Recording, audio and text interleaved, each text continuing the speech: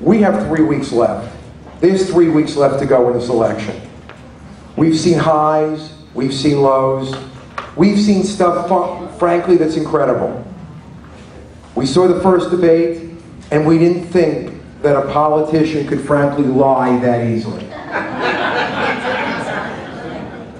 We saw the second debate, and as much as they want to caricature it on Saturday Night Live, there is no question, every poll showed it, that Vice President Joe Biden won that debate. There's no question. But some of the things we may want to look at tonight, and frankly beyond tonight, that we again need to be the truth tellers. We need to, when we leave here, make sure that everybody knows when we ring their doorbell, we give them a palm card, when we call them up on the phone because we're chasing absentee ballots, and we're going to get into that in a minute or two, that they understand not only what Democrats stand for, but what Republicans stand for by their own words.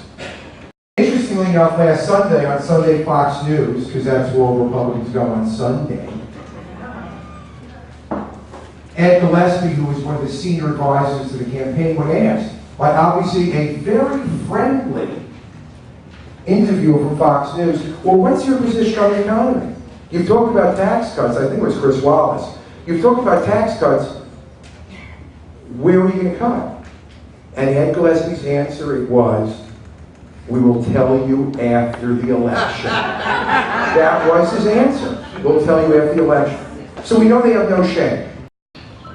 We have to also accentuate what Democrats, President Barack Obama, and Vice President Biden stand for.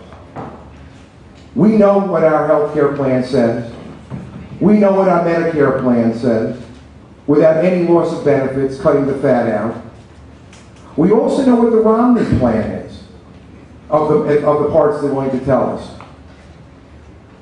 And the Romney plan's answer is, we know that they were against the Lilly Ledbetter Act for equal pay for equal work for women. We know they're against choice. And in the Republican Party platform, they have said unequivocally, we do not believe in abortion, even in the case of rape, incest, or the life of the mother. That's in the Republican Party platform. Our absentee ballot, folks, and we gave it out at the last meeting, that short form that we can form from OFA, has been a tremendous tool, and we've gotten people to sign up.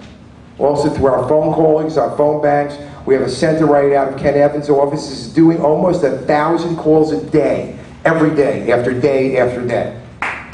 You should applaud. At the same time, we believe that we will win this race, frankly, because of women. And because of that, we are spending significant GOTV dollars on chasing women voters, and very specific university women voters. Our job is to educate you, train you, supply you, and get you out there. That's our job. There are 3 weeks left.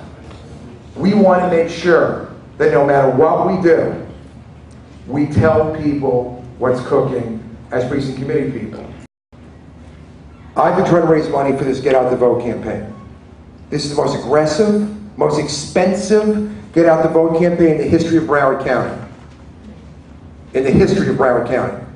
And nobody, when I mean nobody, I mean the State National Party gives us nothing. It's not their fault, they gotta spend money elsewhere. One quick other piece of poll that I just got. Poll came out yesterday. A state we never win. Never. Arizona. And it showed, as of yesterday, we're up by 2 in Arizona. Wow. We're very blessed in different ways being in Broward. We're blessed and cursed because we're the strongest Democratic county in Florida. That's an incredible burden. And that's a burden, and I will tell you right now, in the face of changing demographics.